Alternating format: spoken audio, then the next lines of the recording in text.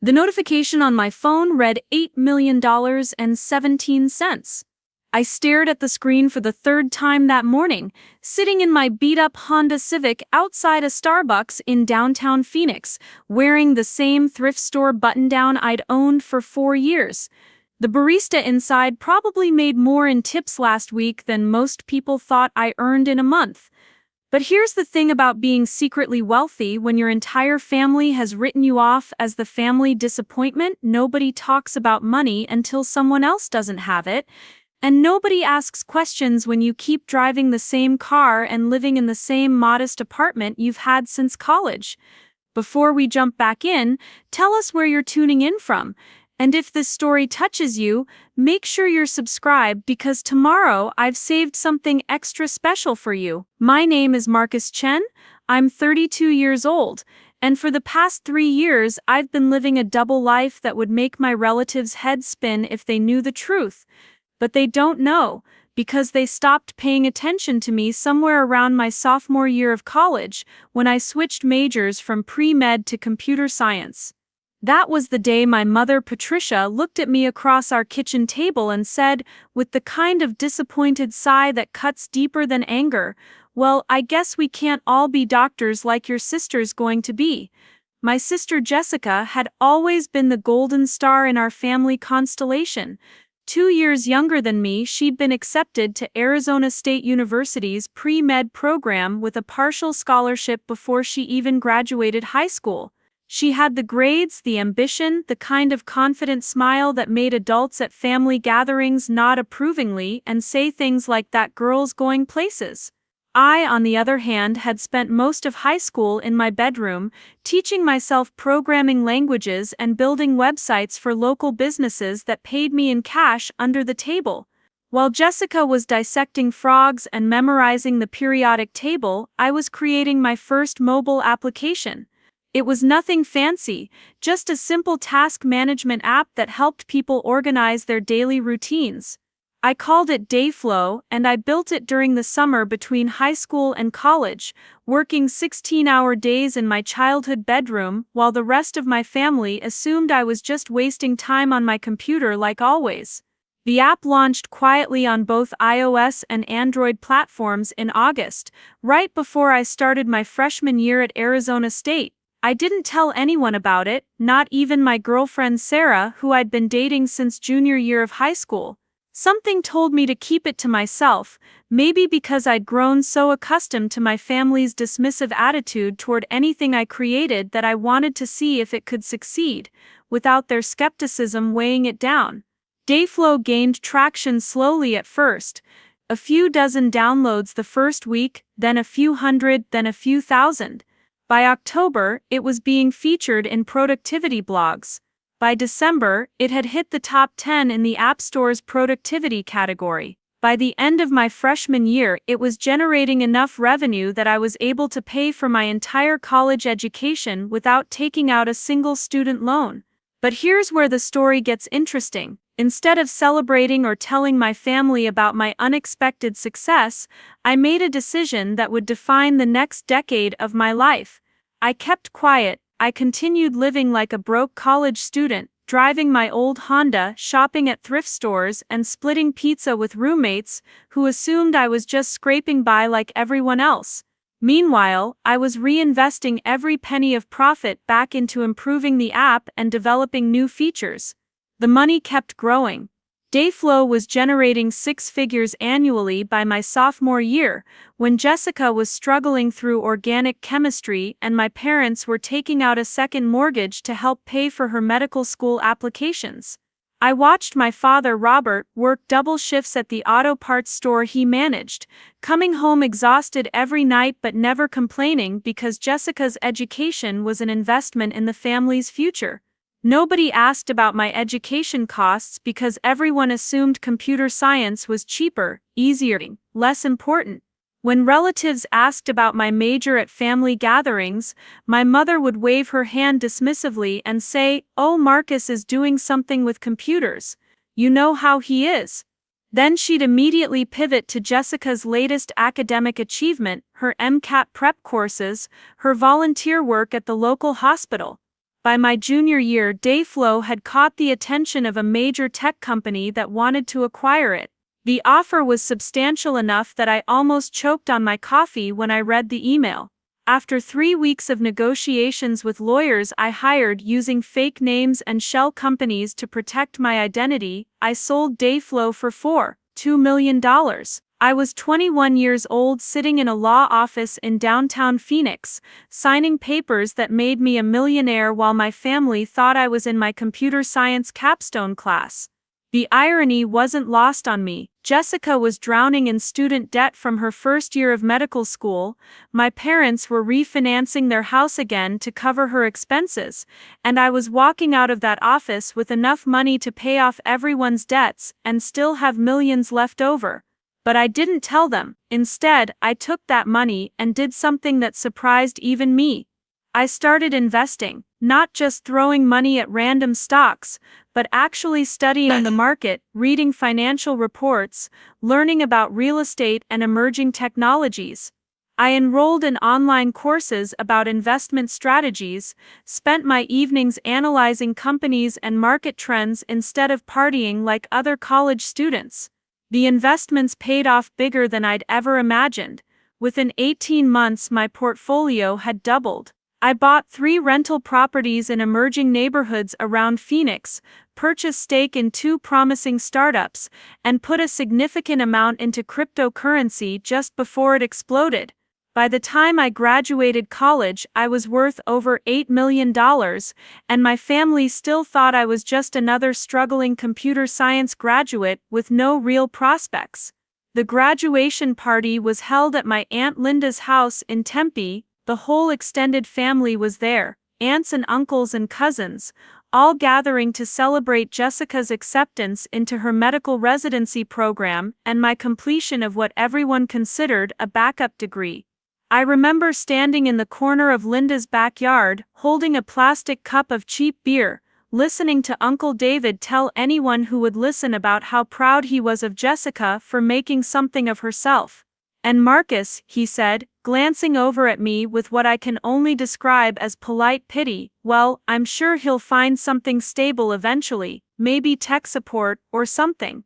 There's always work for people who know computers."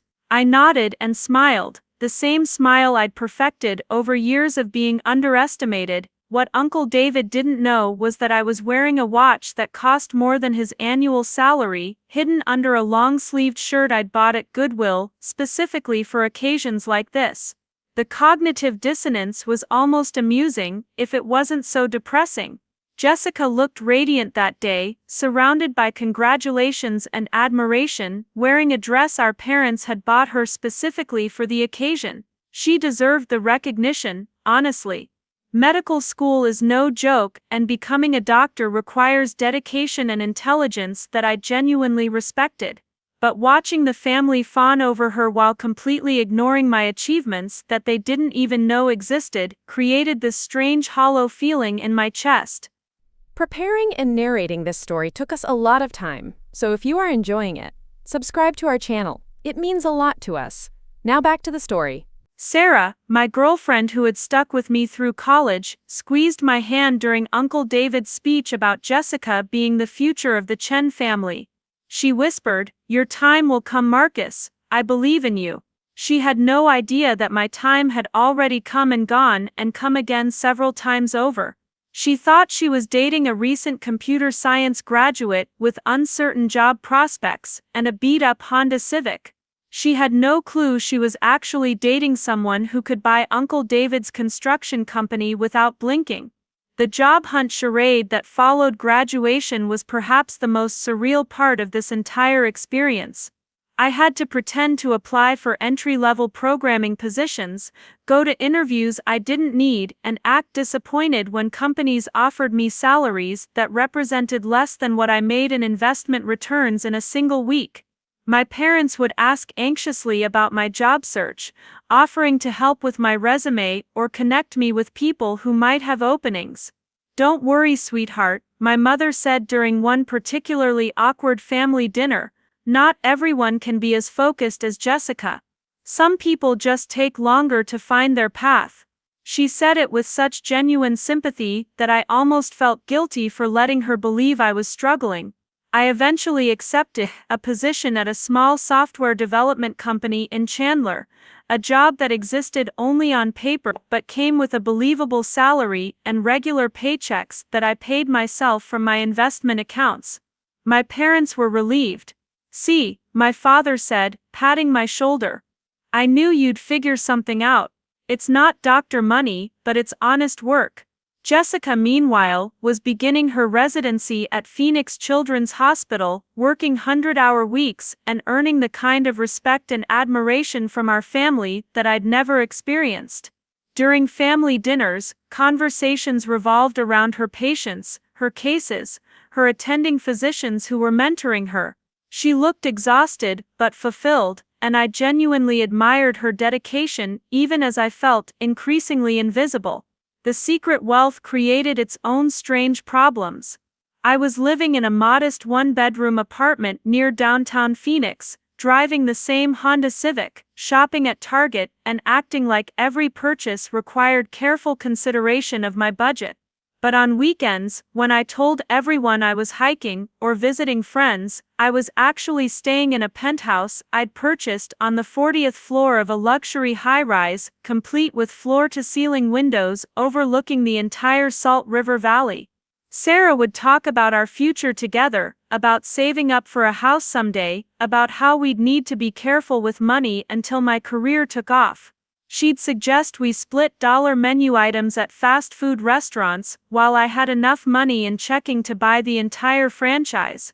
The guilt of lying to someone I loved was eating at me, but I'd been living this double life for so long that I didn't know how to break character without seeming completely insane. "Maybe in a few years, when you get promoted, we can afford to go on a real vacation," Sarah said one evening as we watched Netflix in my deliberately modest apartment. "I've always wanted to see Europe." I nodded and agreed, knowing I could book us first-class tickets to anywhere in the world without checking my account balance. But how do you explain that to someone who thinks you're barely making ends meet? The investments kept growing. The rental properties I owned were appreciating in value as Phoenix's real estate market exploded. The startups I'd invested in were thriving, one of them going public and multiplying my investment by 12. The cryptocurrency holdings had turned into something resembling monopoly money, the numbers so large they didn't feel real anymore. I was 25 years old, worth over $15 million, and my family still thought I was just getting by. Jessica completed her residency and started her career as a pediatrician. The family celebration was enormous, held at an upscale restaurant in Scottsdale that my parents had saved for months to afford. Everyone came, all the aunts and uncles and cousins, to toast the newest doctor in the family. I sat at the far end of the table, wearing another thrift store button-down, listening to toast after toast about Jessica's accomplishments and bright future.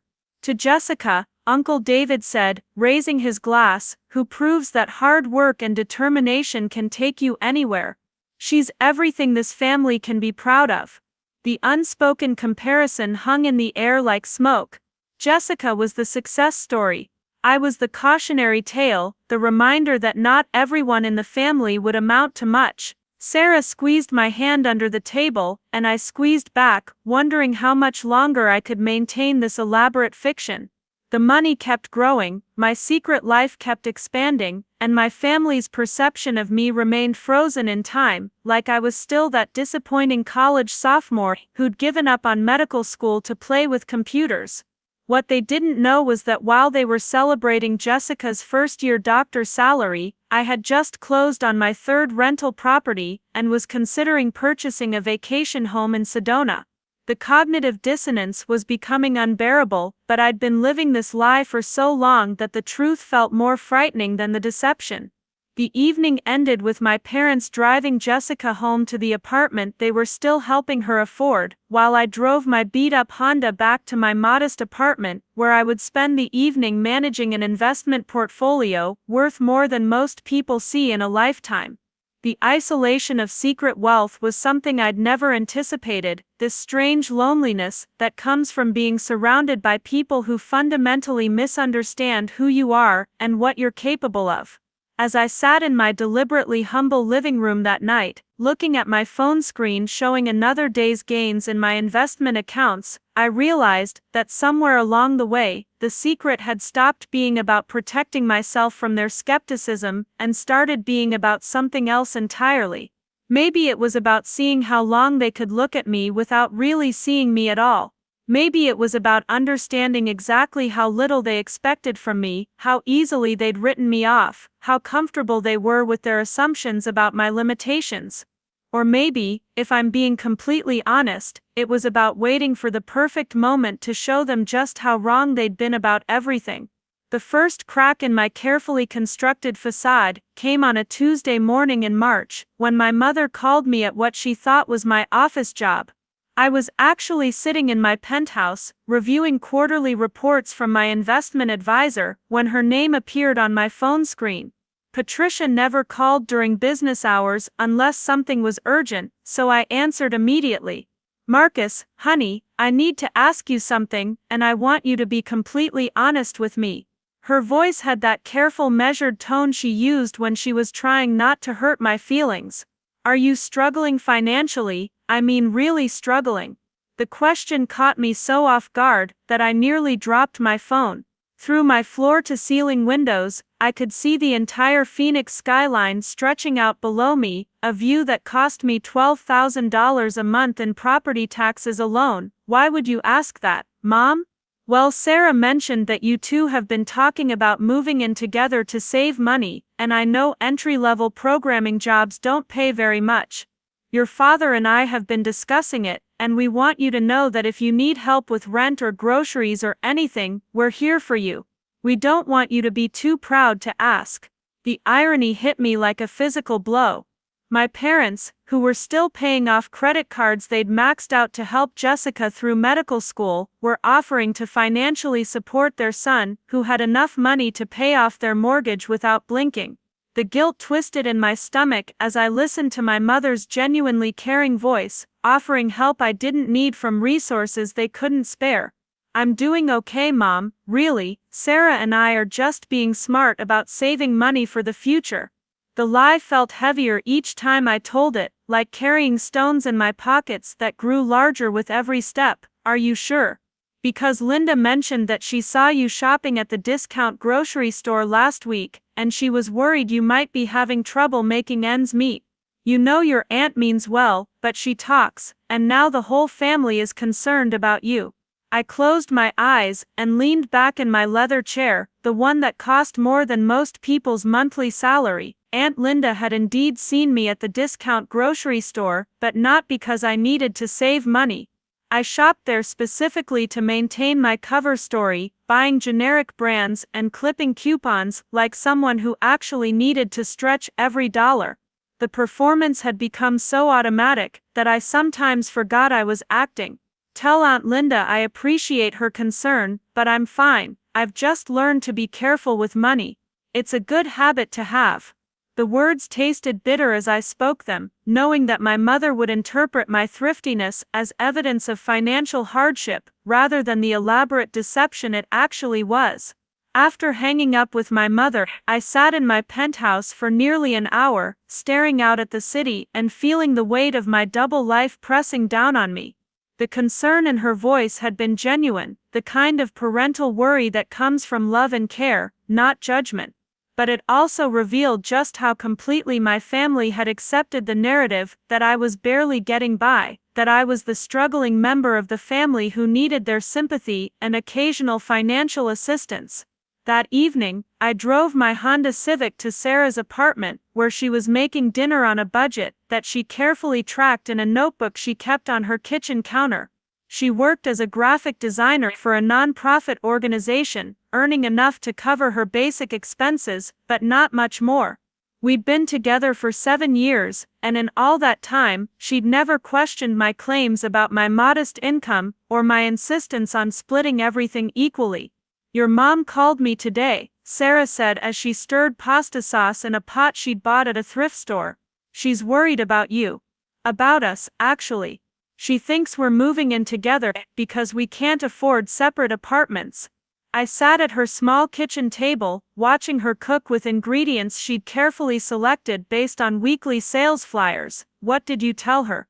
I told her we're just being responsible adults who want to build a future together. But Marcus, she seemed really concerned about your finances. She even offered to help us with a security deposit if we need it.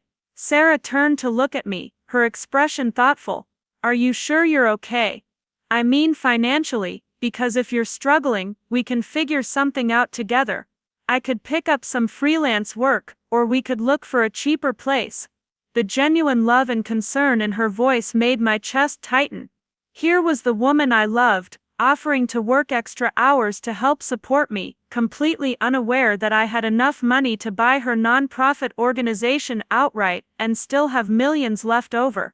The guilt was becoming unbearable, but I'd been living this lie for so long that telling the truth felt impossible. I'm doing fine really, my job pays the bills, and I'm even managing to save a little bit each month. We don't need to worry.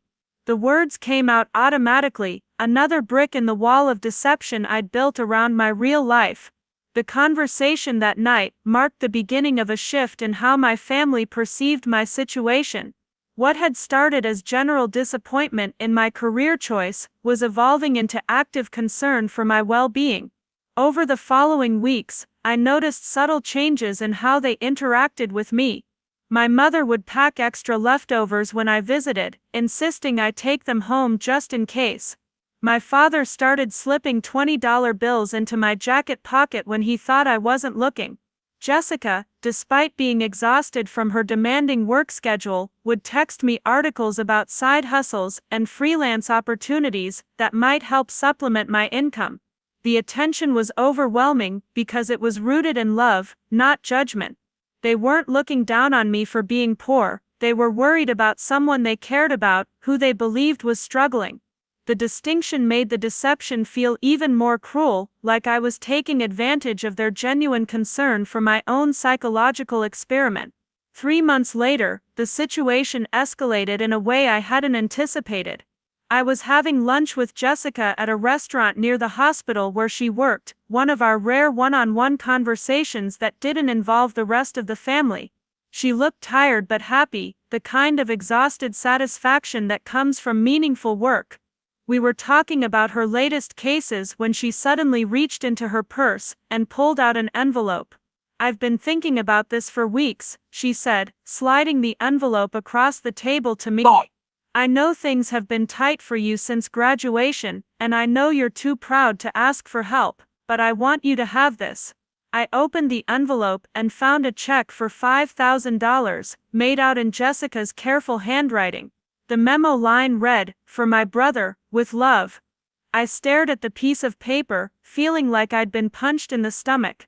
$5,000 represented a significant portion of Jessica's savings, money she'd carefully set aside from her modest resident salary, while paying off massive student loans. "Jess, I can't take this. You need this money more than I do." "No, I don't. I'm doing fine, and I have a stable income now.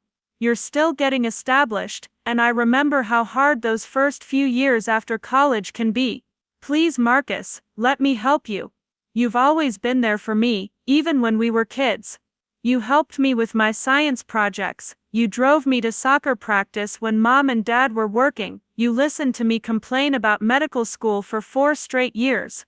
This is my way of saying thank you."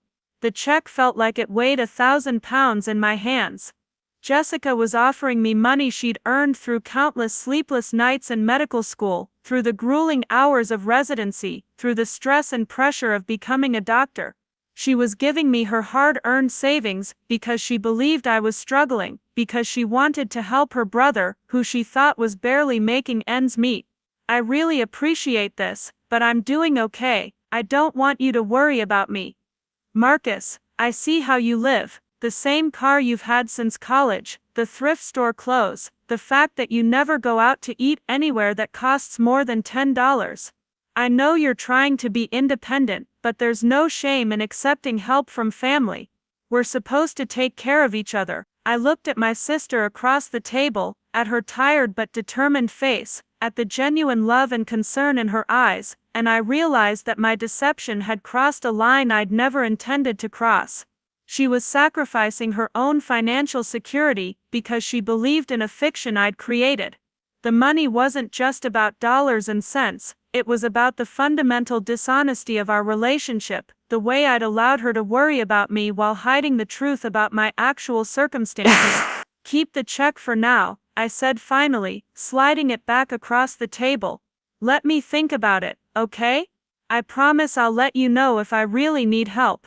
Jessica smiled, the kind of relieved expression that comes from feeling like you've done something meaningful for someone you love. Okay, but the offer stands. And Marcus, I want you to know that I'm proud of you.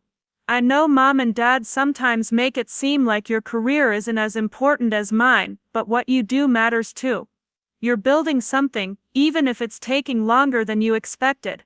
The conversation haunted me for days afterward. I kept the check in my wallet, not because I intended to cash it, but because it served as a constant reminder of how far my deception had gone.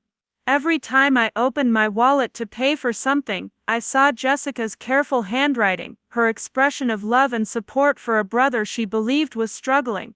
The weight of the secret was becoming unbearable, but I'd been living the lie for so long that I didn't know how to escape it. How do you tell your family that you've been pretending to be poor for years, while secretly accumulating millions of dollars? How do you explain that their concern and offers of help, while genuinely appreciated, were based on a fundamental misunderstanding of your actual situation? The breaking point came 6 weeks later, during what should have been a routine family dinner at my parents' house. I'd driven over in my Honda Civic, wearing my usual thrift store uniform, carrying a bottle of wine that cost $12 because anything more expensive would have raised questions about my budget. The dinner conversation was typical, Jessica talking about her patients, my parents discussing their plans for refinancing the house again to pay off some remaining medical school debt. "We're so proud of both our children," my father said, looking between Jessica and me with the kind of parental satisfaction that comes from seeing your kids become adults. "Jessica's saving lives, and Marcus is building his career in technology, different paths, but both important."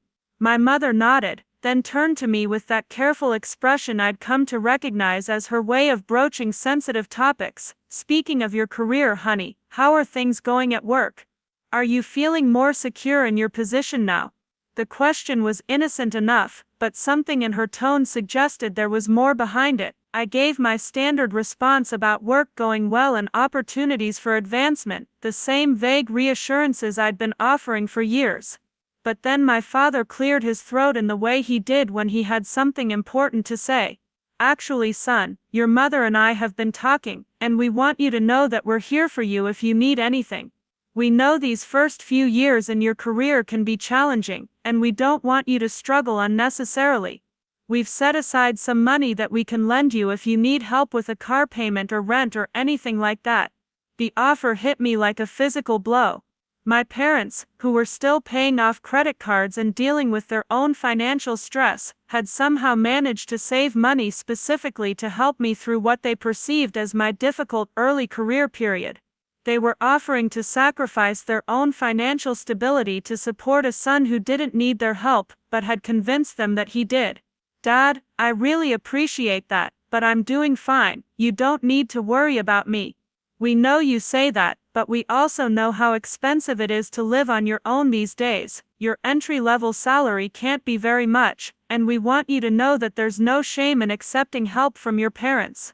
We helped Jessica through medical school, and we want to help you get established too."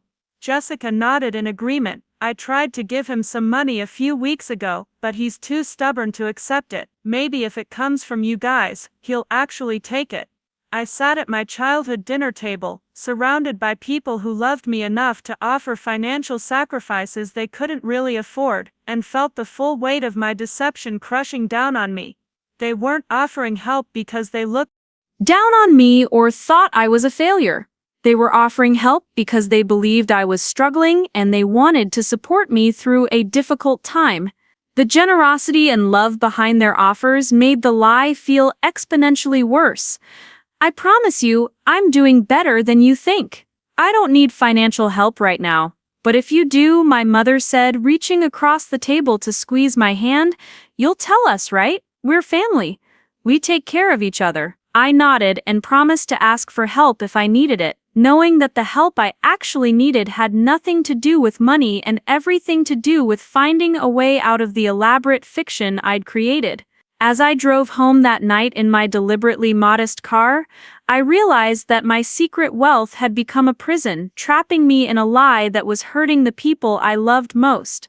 The psychological toll of maintaining the deception was becoming evident in other areas of my life. I found myself avoiding family gatherings because each interaction required careful performance and constant vigilance to maintain my cover story. I was becoming anxious and withdrawn, constantly worried about saying something that might reveal the truth or contradict some detail of my fictional financial struggles. Sarah began to notice the changes in my behavior. "You seem stressed lately," she said one evening as we watched television in her apartment. "Is everything okay at work? You've been distant the past few weeks." I wanted to tell her everything, to finally share the truth about my situation and end the elaborate charade that was consuming my life.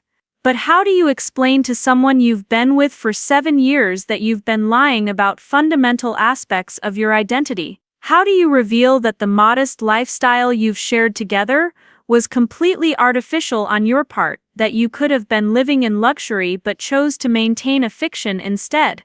"Work's been busy lately, just some stressful projects and deadlines."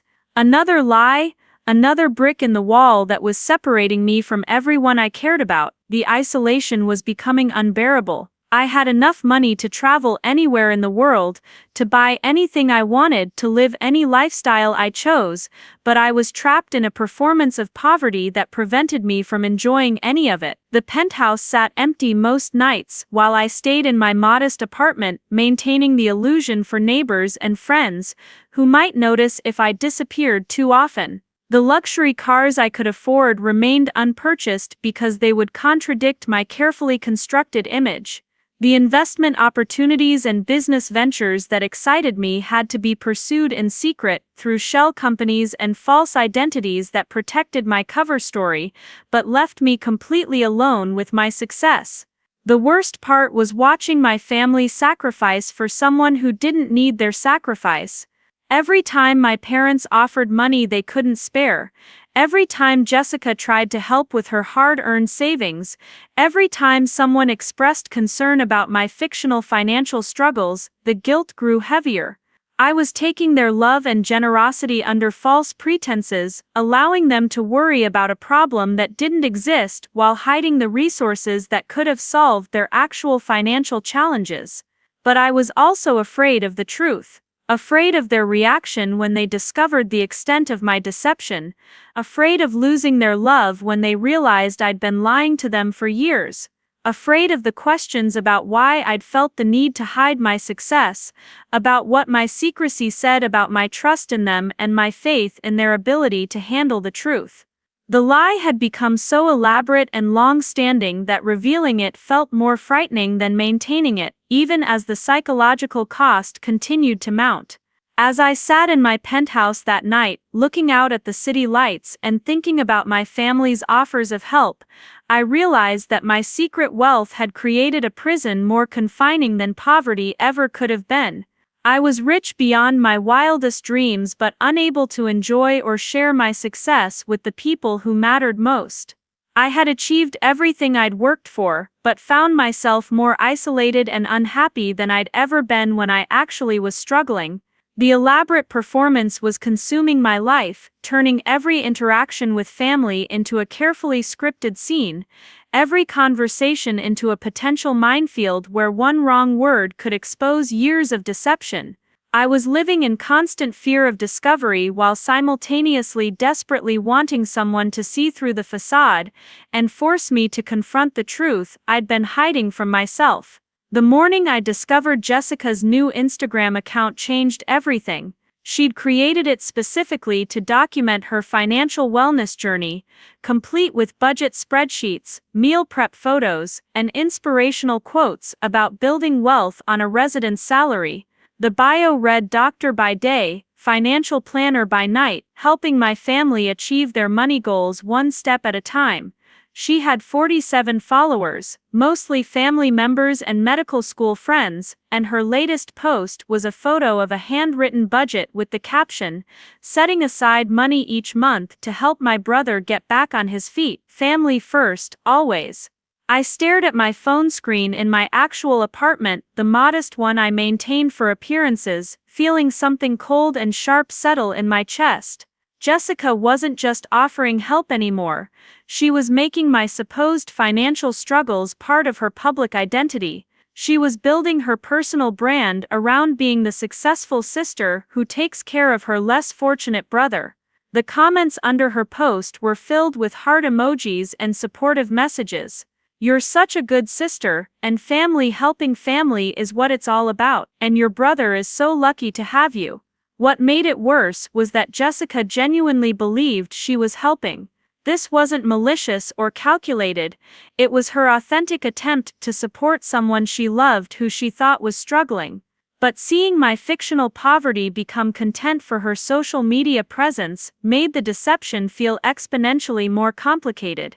She wasn't just offering private help anymore, she was publicly positioning herself as my financial savior. 3 days later, Sarah showed me the post. We were having coffee at our usual spot downtown, splitting a muffin because she insisted we needed to watch our spending when she pulled out her phone with an expression I couldn't quite read.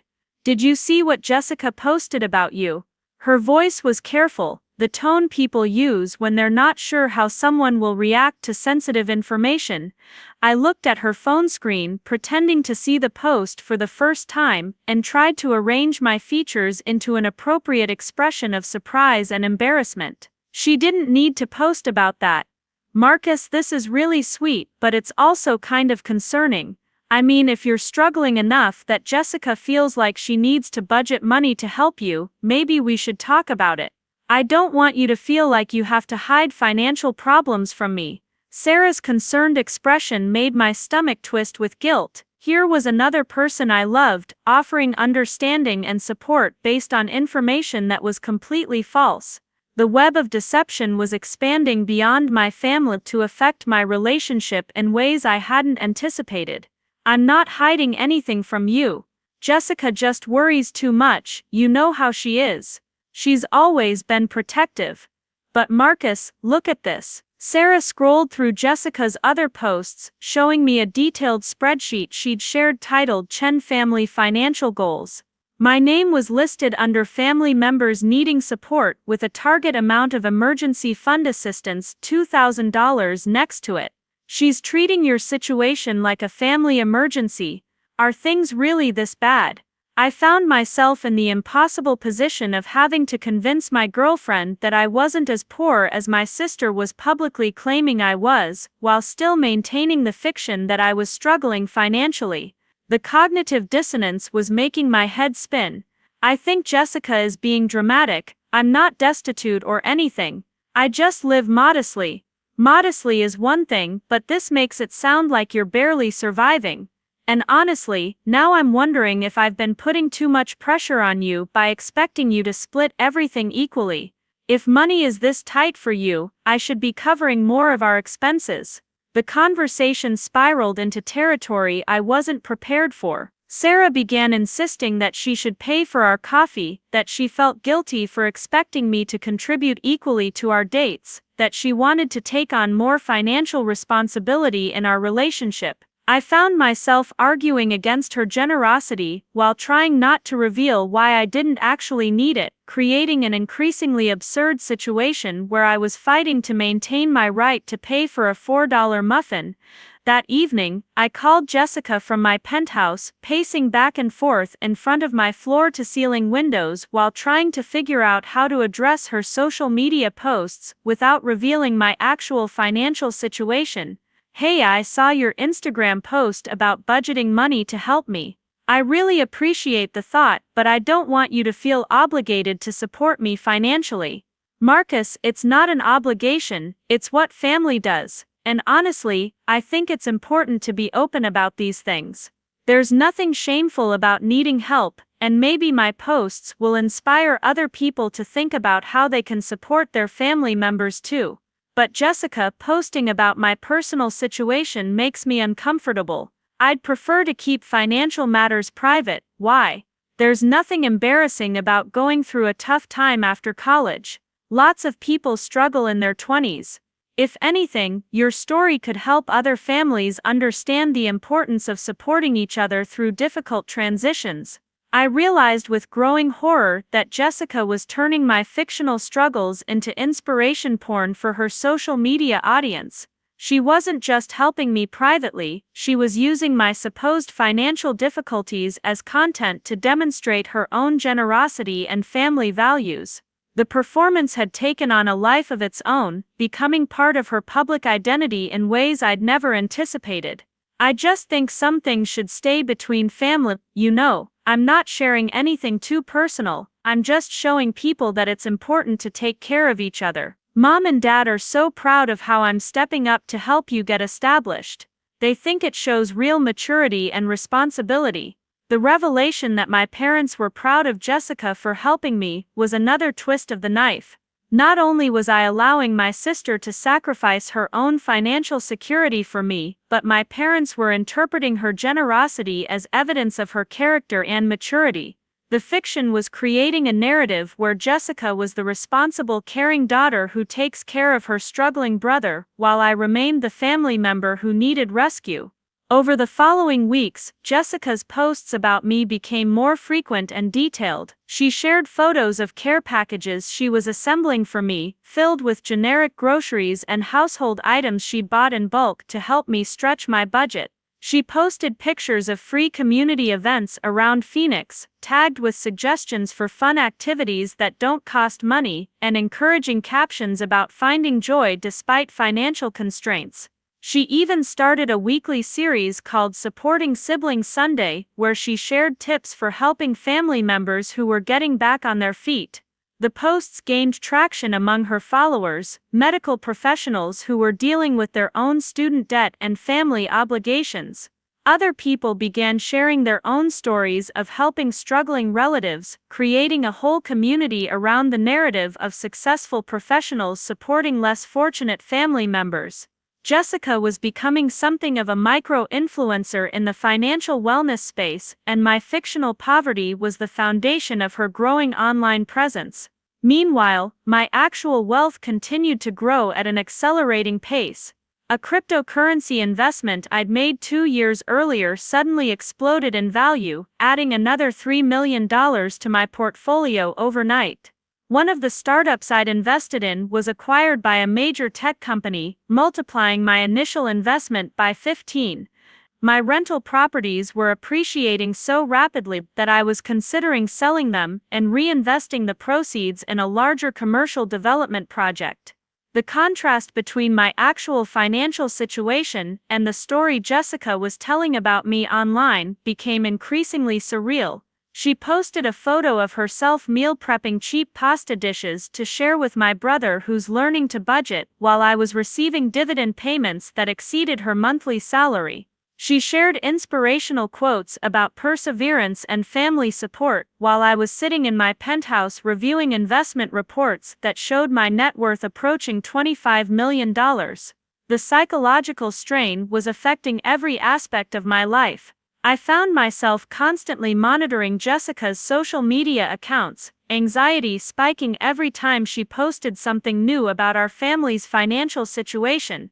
I was living in fear that she would share some detail that contradicted my cover story, or that one of her followers would somehow connect the dots and realize the truth about my circumstances.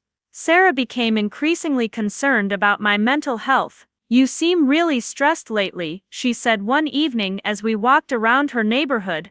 "Are you sure everything's okay? Because if money problems are affecting you this much, maybe we should look into counseling or financial planning services. There are people who can help us figure out a budget that works." The irony was suffocating. My girlfriend was suggesting financial counseling to help me manage money problems that didn't exist, while I was secretly managing a portfolio that most financial advisors would consider remarkably successful. I was pretending to need help with basic budgeting while simultaneously analyzing complex investment opportunities and market trends. I think I'm just feeling overwhelmed by everything. Work stress, family expectations, you know how it is. I do know, and I think you're putting too much pressure on yourself. Jessica's right, that there's nothing wrong with accepting help from family. Maybe you should take the money she's offering and use it to reduce some of your stress. We could even use it for a vacation or something fun instead of just survival. The suggestion that I should take Jessica's money for a vacation made me feel physically ill. Not only would I be accepting financial help I didn't need, but I'd be using my sister's hard-earned savings for leisure activities while she continued to sacrifice her own comfort to support me. The moral implications of the deception were becoming more complex and troubling with each passing day. The situation reached a new level of absurdity when Jessica started involving our extended family in her mission to help me. She created a group chat called Chen Family Support Network that included our parents, Aunt Linda, Uncle David, and several cousins. The purpose of the chat was to coordinate family efforts to help me through my supposed financial difficulties.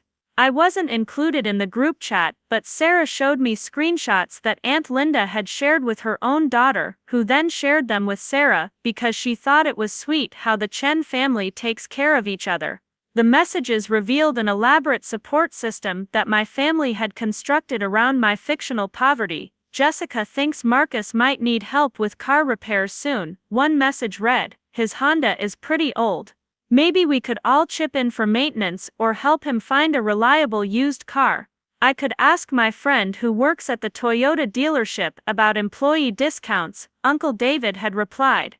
"Let's wait and see what Marcus actually needs before we start making plans," my mother had written. "We don't want to make him feel like a charity case." "Mom's right," Jessica had responded, "but we should be ready to help when he asks. I'm setting aside money each month, and I think we should all consider doing the same." Reading these messages was like watching my family plan an intervention for a problem that didn't exist. They were organizing their financial resources, leveraging their professional connections, and coordinating their efforts to support someone who was secretly wealthier than all of them combined. The love and concern behind their planning made the deception feel cruel and manipulative, even though that had never been my intention. The group chat also revealed how deeply my family had accepted the narrative of my struggles. They discussed my situation with the same concerned tone they might use for a relative dealing with a serious illness or major life crisis. I wasn't just the family member who'd chosen a different career path, I had become the family member who needed rescue, the one whose well-being required active intervention and ongoing support. 3 weeks after discovering the group chat, I received a text from my cousin Tyler, one of the few family members who had never bought into the idea that computer science was a lesser career choice. "Hey man, I heard through the family grapevine that you might be going through a rough patch financially. I just want you to know I'm here if you need to talk or want some advice. I've been through some tough times myself, and I know how isolating it can feel." Tyler's message was kind and genuine, but it revealed how widely the story of my financial struggles had spread throughout our extended family. People I saw only at holiday gatherings were now discussing my supposed poverty and offering support based on information that was completely false. The fictional narrative had become accepted family history, integrated into how everyone understood my place in the Chen family structure. I realized that my deception had created a version of myself that existed independently of my actual identity. There was Marcus Chen the person, living secretly in luxury while managing a multi-million-dollar investment portfolio, and there was Marcus Chen the family story, the struggling young professional who needed guidance and financial assistance from his more successful relatives. The two versions were becoming so distinct that I sometimes felt like I was playing a character rather than living my own life. The psychological toll was enormous. I found myself avoiding family events because maintaining the performance was exhausting. I declined invitations to birthday parties and holiday gatherings, claiming work obligations or other commitments because I couldn't handle another afternoon of accepting sympathy I didn't deserve and offers of help I didn't need. Sarah noticed my increasing withdrawal from family activities. "You used to love spending time with your family," she observed after I declined an invitation to Jessica's birthday dinner. "Now you always seem to have an excuse not to go. Are you sure everything's okay between you guys?" "Everything's fine, I've just been busy with work lately." "Marcus, you've been saying that for months, and honestly, your work schedule doesn't seem that demanding compared to Jessica's residency hours. I'm starting to wonder if there's something else going on." Her observation was accurate and troubling. My fake job supposedly required regular hours and reasonable demands, nothing like the intensive schedule of a medical resident. I couldn't claim to be too busy with work without contradicting the image of my modest career that I'd carefully constructed. But I also couldn't attend family gatherings without facing questions, offers of help, and reminders of the elaborate fiction I was maintaining. Maybe I'm just feeling overwhelmed by all the concern about my finances. It's nice that everyone wants to help, but it also makes me feel like a failure. Oh honey, you're not a failure. Everyone struggles sometimes, and there's nothing wrong with accepting support from people who love you. Your family isn't trying to make you feel bad, they're trying to help you succeed. The conversation highlighted another dimension of the problem I was facing. Sarah interpreted my discomfort with family gatherings as shame about my financial situation, which made her more sympathetic and supportive. She began encouraging me to accept help from my family, to see their offers as expressions of love, rather than judgments of my capabilities. Her advice was well-intentioned but completely misguided, based on her belief in a version of my life that didn't exist.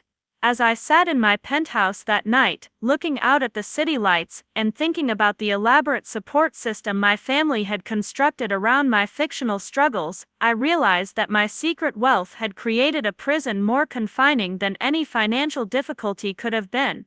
I was trapped by abundance, unable to enjoy or share my success because doing so would expose years of deception and fundamentally alter my relationships with everyone I loved. The money that was supposed to represent freedom had become a barrier between me and authentic connection with my family. Every dollar I earned in secret was another lie I had to maintain, another detail I had to remember, another performance I had to sustain. I was rich beyond most people's dreams, but poorer than I'd ever been, in terms of genuine relationships and emotional honesty. The weight of the deception was crushing, but the prospect of revelation felt even more terrifying. How do you tell people who have organized their lives around helping you that you never needed their help? How do you explain that their love and generosity, while genuinely appreciated, were based on a fundamental misunderstanding of your actual circumstances? How do you ask for forgiveness for a lie that had become so elaborate and long-standing that it had shaped how your entire family understood themselves and their relationships with each other? I was approaching a breaking point where maintaining the fiction was becoming more difficult than facing the consequences of the truth. But I was also terrified of losing everything I actually valued: my family's love, Sarah's trust, my sense of belonging in relationships that had been built on false foundations. The secret wealth that was supposed to solve all my problems had created new problems I didn't know how to solve, trapping me in a life where success felt like failure and abundance felt like poverty. The catalyst for everything unraveling came in the form of a phone call from Kevin Park, my business partner in what my family thought was my modest programming job, but was actually my latest venture, a software development company that had just received a $12 million acquisition offer from a Fortune 500 corporation.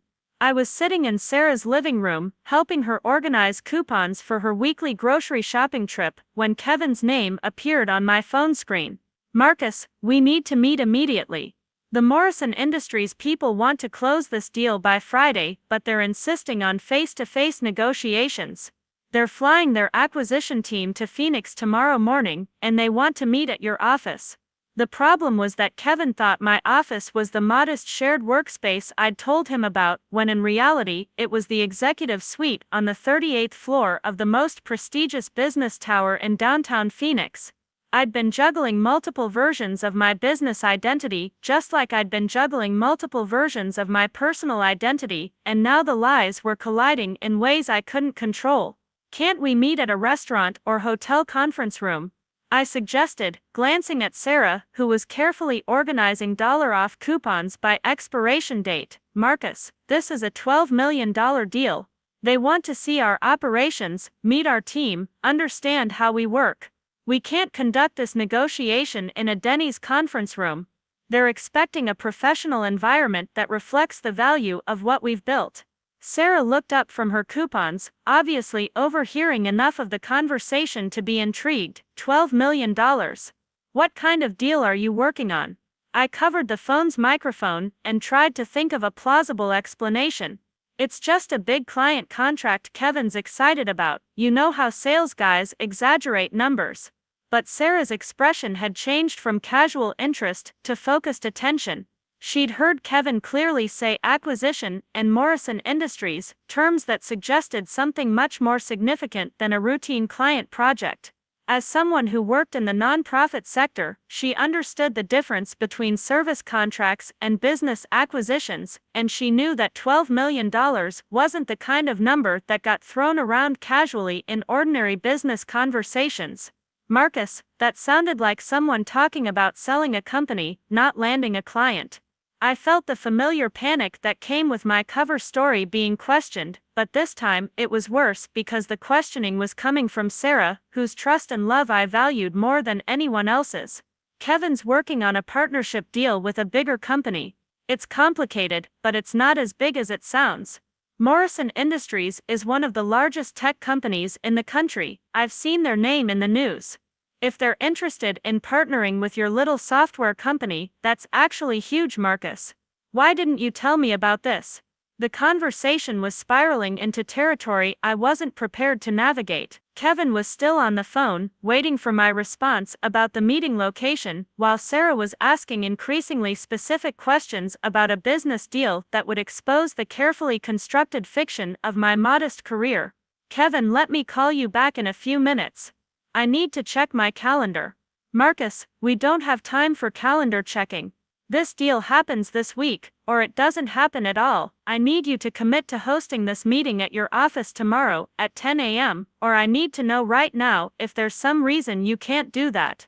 Sarah was watching me with growing curiosity and concern. She'd never seen me handle what appeared to be a major business negotiation, and my obvious discomfort with Kevin's demands was raising questions about my professional competence and honesty. "Fine, my office at 10 a.m. tomorrow, email me the details." After hanging up with Kevin, I found myself facing Sarah's expectant expression and a situation I'd never adequately prepared for. "How do you explain that you've been hiding a multi-million-dollar business acquisition while clipping coupons and splitting grocery bills? Marcus, what's really going on with your work?" Because that conversation sounded like something much bigger than the entry-level programming job you've been describing to me and your family. I could feel the walls of my carefully constructed fiction beginning to crumble. Sarah knew me well enough to recognize when I was being evasive, and she'd overheard enough of Kevin's conversation to know that something didn't add up.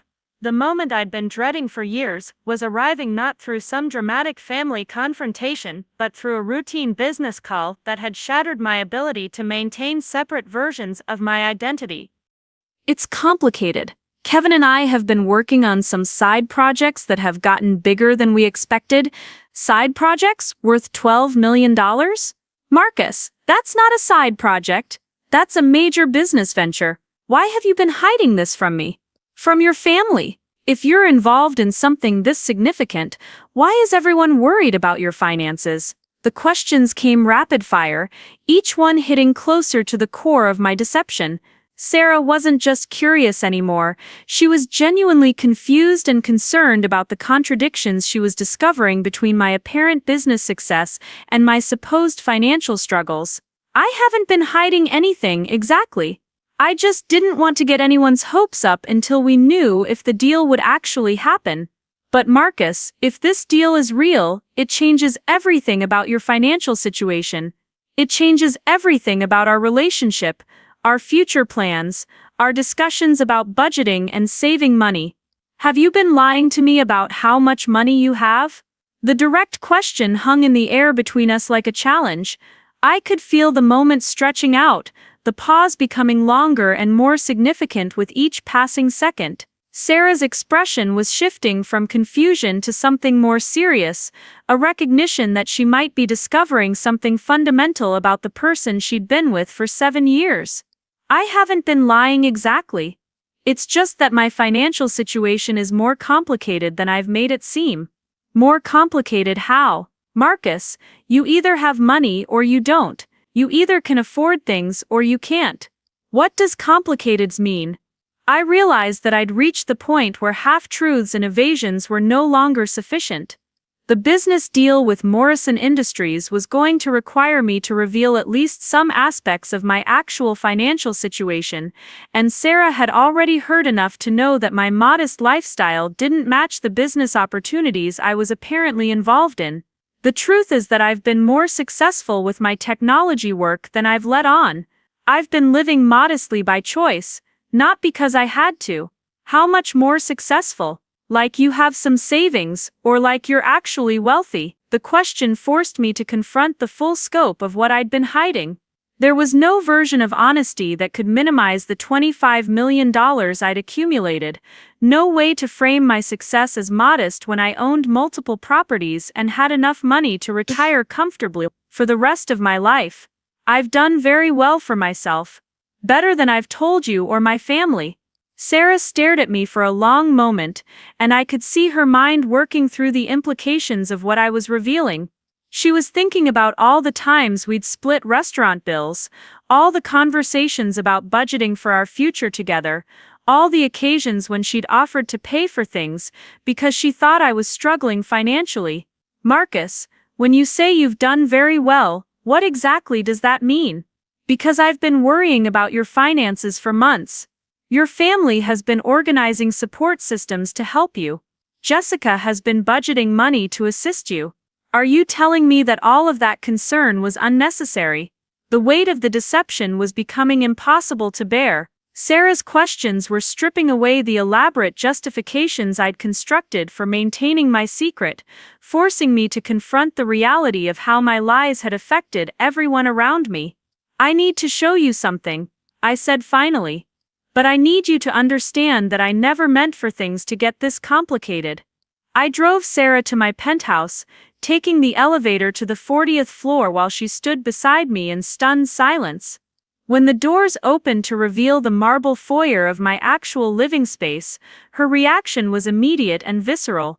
Oh my God, Marcus, what is this place? This is where I actually live most of the time. The apartment you know about is just for appearances. Sarah walked through my penthouse like she was touring a museum, taking in the floor-to-ceiling windows, the designer furniture, the artwork that cost more than most people's annual salaries. She stood at the windows looking out at the Phoenix skyline, and I could see her trying to reconcile this reality with everything she thought she knew about my life. How long have you been living here? About 3 years. I bought it after my first major business success. And the apartment I thought you lived in. I keep it to maintain the story that I'm just getting by financially. For when family visits, or when I need people to believe I'm living modestly. Sarah turned to face me, and her expression was unlike anything I'd ever seen from her. It wasn't anger, exactly, but something deeper and more troubling. It was the look of someone who was realizing that their entire relationship had been built on fundamental dishonesty. Marcus, I don't understand. Why would you lie about this? Why would you let me worry about your finances? Why would you let your family organize support systems to help you when you clearly don't need help? The questions I'd been dreading for years were finally being asked, and I didn't have good answers. How do you explain that you'd been conducting a psychological experiment on your own family? How do you justify letting people who love you sacrifice their own financial security for a problem that didn't exist? It started small. I just wanted to see how my family would react if I wasn't the success story they expected me to be. And then it became easier to maintain the lie than to explain why I'd been lying in the first place. Easier for who, Marcus? Because it hasn't been easier. I've been limiting my own spending because I thought we needed to save money together. I've been turning down opportunities and experiences because I thought we couldn't afford them. I've been planning our entire future around the assumption that you were barely making ends meet. The full impact of my deception was becoming clear through Sarah's eyes. I hadn't just been lying about my wealth, I'd been constraining her life based on false information about our financial situation. Every time she'd suggested we skip a vacation or avoid an expensive restaurant, every time she'd chosen generic brands at the grocery store, or suggested we find free entertainment options, she'd been making sacrifices for a relationship that she fundamentally misunderstood. I know how this looks, and I know I should have told you the truth earlier, but I was afraid of how it would change things between us. Change things how? By letting me know that the person I love is successful and financially secure. By allowing me to make informed decisions about my own life. Marcus, I've been with you for 7 years thinking I was dating someone who was struggling to establish himself professionally. I've been proud of myself for loving you despite your supposed financial limitations. Do you understand how condescending that makes me feel now? Sarah's words hit me like physical blows. I'd never considered that my deception might make her feel foolish or condescending. I'd been so focused on my own fear of being judged for my wealth that I'd never thought about how my lies were affecting her sense of agency and self-respect.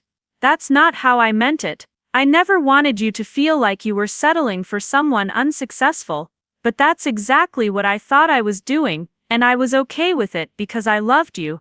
I thought I was being a supportive partner who valued character over financial success. Now I find out that my support was based on lies, and my values were being tested against a situation that didn't even exist. The conversation continued for hours, with Sarah asking increasingly pointed questions about the extent of my wealth, the details of my business ventures, and the elaborate systems I'd created to maintain my double life.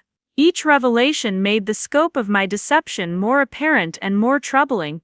When she learned about the rental properties, the investment portfolio, and the multiple business ventures I'd been managing in secret, her shock turned to something approaching disbelief. Marcus, you're not just successful, you're genuinely wealthy. You have more money than most people will see in their entire lives, and you've been pretending to clip coupons and worry about grocery bills. The absurdity of my situation was becoming undeniable.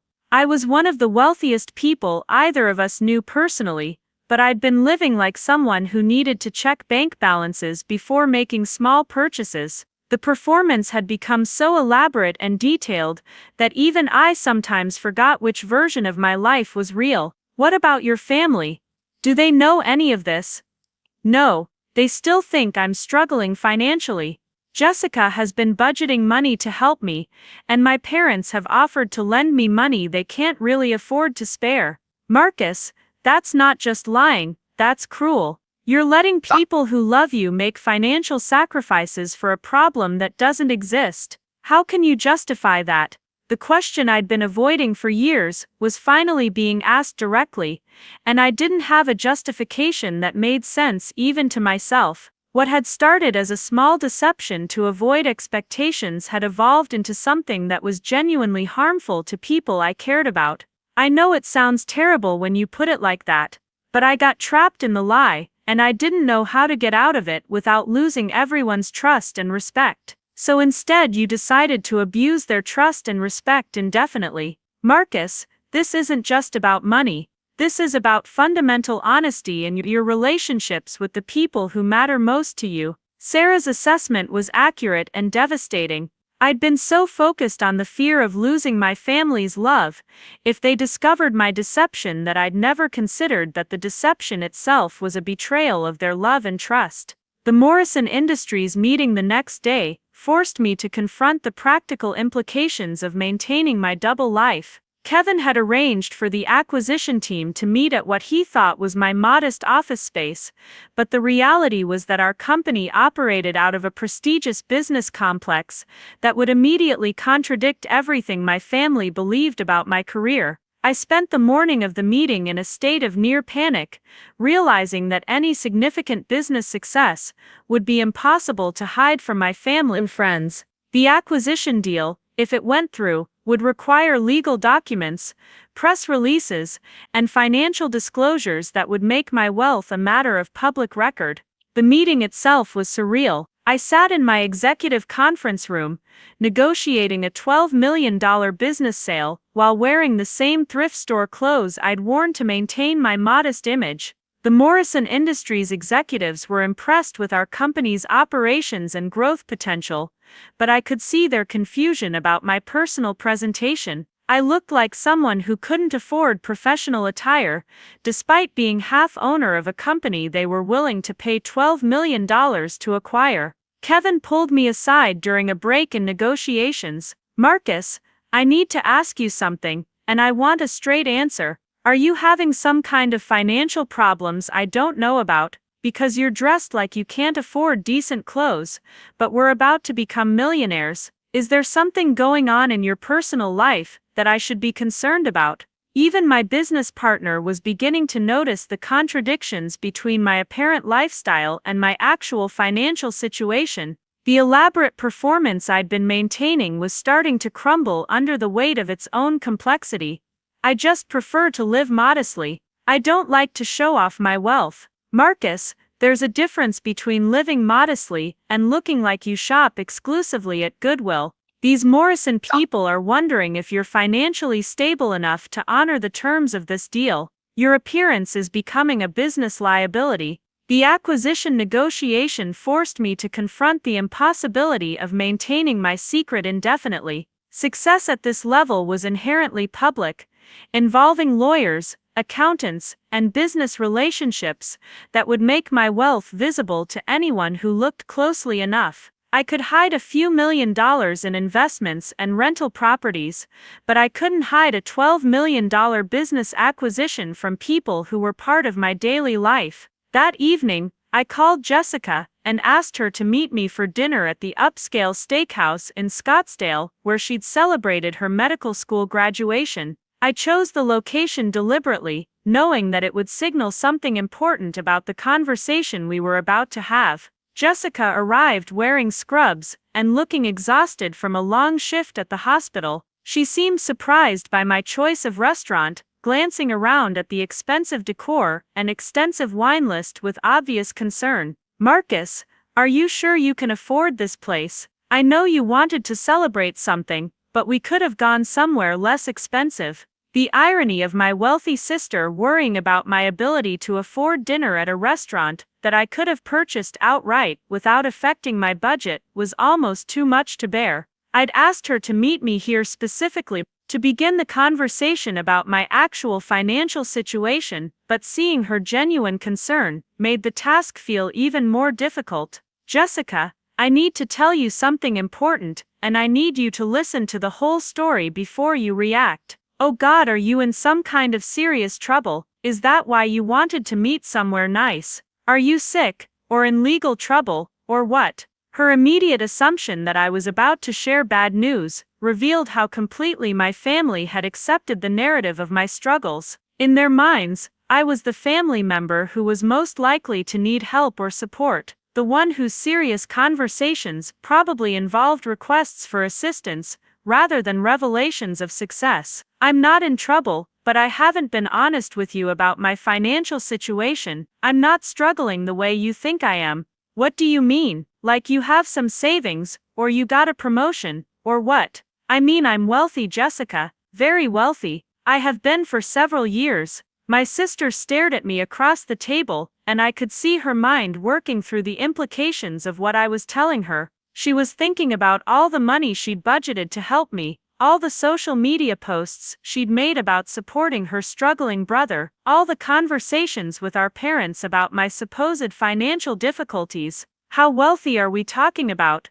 Wealthy enough that I could pay off your student loans, mom and dad's mortgage, and everyone else's debts without it significantly affecting my financial situation. Jessica's expression went through several rapid changes as she processed this information. Confusion, disbelief, anger, and something that looked like betrayal all crossed her face in the span of a few seconds. Marcus, if you have that kind of money, why have you been letting me save money to help you?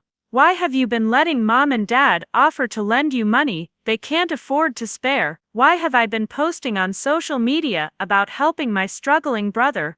The questions I'd been dreading were finally being asked, and I could see that Jessica was beginning to understand the full scope of what I'd been hiding from her. She wasn't just upset about the money, she was upset about the fundamental dishonesty of our relationship and the way my lies had affected her own behavior and self-image. I know how this looks, and I know I should have told you earlier, but once I started living modestly, it became harder and harder to explain why I'd been hiding my success. Living modestly, Marcus, you haven't been living modestly, you've been living a lie. There's a difference between choosing not to show off your wealth and actively deceiving your family about your financial situation. Jessica's anger was building as she worked through the implications of my deception. She was realizing that her role as the successful sister who takes care of her struggling brother had been based on completely false information, and that her public identity as someone who supports family members in need was built on a fiction I'd created. How long have you been wealthy? Several years. It started when I sold my first app in college, and it's grown since then, through investments and other business ventures. So when I was struggling through medical school, working part-time jobs, and taking out loans to cover my expenses, you already had enough money to help, but didn't. The question hit at the heart of one of the most troubling aspects of my deception. While Jessica had been genuinely struggling as a student, I'd been secretly accumulating wealth, but maintaining the fiction that I was the one who needed help. I wanted to help, but I didn't know how to offer without revealing my actual situation. So instead you let me struggle alone, while you pretended to be struggling too. Marcus, do you understand how selfish that is? I could have used help during medical school, but instead I was worried about helping you. The conversation continued for over 2 hours, with Jessica asking increasingly detailed questions about my wealth, my businesses, and my reasons for maintaining the deception. Each answer seemed to make her more upset, as she realized how extensively I'd been lying to everyone who cared about me. What about Sarah? Does she know about this? I just told her yesterday. She's trying to process it too. I can't imagine how betrayed she must feel. 7 years of relationship based on fundamental lies about who you are and what your life is like. Jessica's observation about Sarah's situation was accurate and painful. I'd been so focused on my family's potential reaction to my wealth that I'd never adequately considered how my deception was affecting my romantic relationship and Sarah's ability to make informed decisions about her own life. The conversation ended with Jessica asking me to give her time to process what I'd told her before we discussed it further. She was clearly upset and confused, struggling to reconcile the brother she thought she knew with the reality of what I'd been hiding from her. I need to think about this, Marcus. I need to figure out how I feel about finding out that my entire understanding of our family dynamic was based on lies you've been telling for years. 3 days later, my mother called with a tone I'd never heard from her before. Marcus, Jessica told me about your conversation. I think you need to come over to the house so we can all talk about this as a family. The family meeting was scheduled for Sunday afternoon, with everyone in attendance including my parents, Jessica, Aunt Linda, and Uncle David. I arrived at my childhood home in my Honda Civic, wearing my usual thrift store clothes, but knowing that this would be the last time I'd need to maintain the performance. The conversation that followed was unlike anything I'd ever experienced with my family. My mother began by asking me to explain, in detail, exactly what my financial situation was and how long I'd been hiding it from them. As I described my wealth, my business ventures, and my investment portfolio, I watched their expressions change from confusion to disbelief, to something approaching anger. Marcus, I don't understand why you would let us worry about you unnecessarily, my father said. We've been organizing our finances around helping you get established. We've been making sacrifices to support someone who apparently doesn't need support. Uncle David was more direct. This is the most selfish thing I've ever heard of. You let your family stress about your well-being while you were secretly rich. What kind of person does that to people who love them? The accusations were painful but accurate. I'd been conducting a psychological experiment on my own family, testing their love and support, while hiding information that would have fundamentally changed their understanding of our relationships. Aunt Linda focused on the practical implications of my deception. Marcus, Jessica has been posting about helping you on social media. She's made your supposed financial struggles part of her public identity. How is she supposed to explain to her followers that her struggling brother was actually wealthy the entire time? The question highlighted another dimension of the damage my lies had caused. Jessica's social media presence, her identity as a caring sister who supports family members in need, her advice about family financial planning, all of it had been based on false information I'd provided. I never asked Jessica to post about me on social media. I didn't know she was making my situation public. But you did know she was budgeting money to help you, my mother pointed out. You knew we were all concerned about your finances, and you let us continue being concerned instead of telling us the truth. The family meeting continued for nearly 4 hours, with each family member expressing their feelings about my deception and asking questions about my motivations and timeline. The overwhelming consensus was that my lies had been selfish and hurtful, damaging trust in ways that would be difficult to repair. Jessica was particularly upset about the social media implications. Marcus, I've built an online community around the idea of supporting struggling family members. My followers look up to me because they think I'm helping my brother through difficult times. How am I supposed to explain that the entire foundation of that community was based on lies? The consequences of my deception were rippling outward in ways I'd never anticipated. Jessica's public identity, my parents' financial planning, my extended family's understanding of our relationships, all of it had been shaped by false. The meeting ended with my family asking me to give them time to process what they'd learned and to decide how they wanted to move forward with our relationships. The trust that had been broken wasn't just about money, it was about fundamental honesty in family relationships and the way my lies had affected everyone's behavior and self-perception. 2 weeks later, Sarah broke up with me. She explained that while she could understand my initial reasons for hiding my wealth, she couldn't forgive the years of deception that had affected her own life choices and financial decisions. Marcus, I've been planning our entire future together, based on false information about who you are and what our life could be like. I can't trust someone who was capable of lying to me for 7 years about something so fundamental. The breakup was devastating, but not surprising. The elaborate fiction I'd maintained had made authentic relationship impossible, creating barriers between me and the person I loved most. My family's reaction was more complex. Over the following months, they gradually began speaking to me again, but the relationships were fundamentally changed.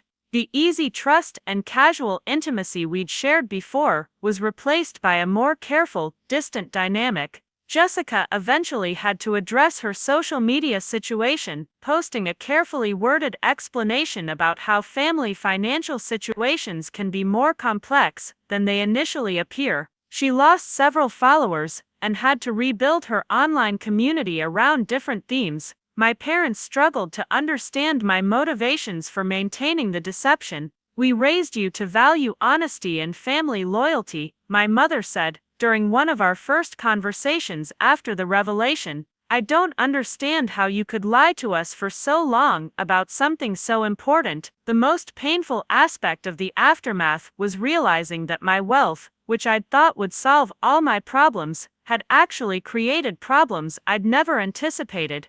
The money that was supposed to represent freedom had become a barrier between me and authentic relationships with everyone I cared about. Months after the revelation, I was sitting in my penthouse, looking out at the city lights and reflecting on the choices that had led me to this point. I had everything I'd ever wanted financially, but I'd lost most of what mattered to me personally.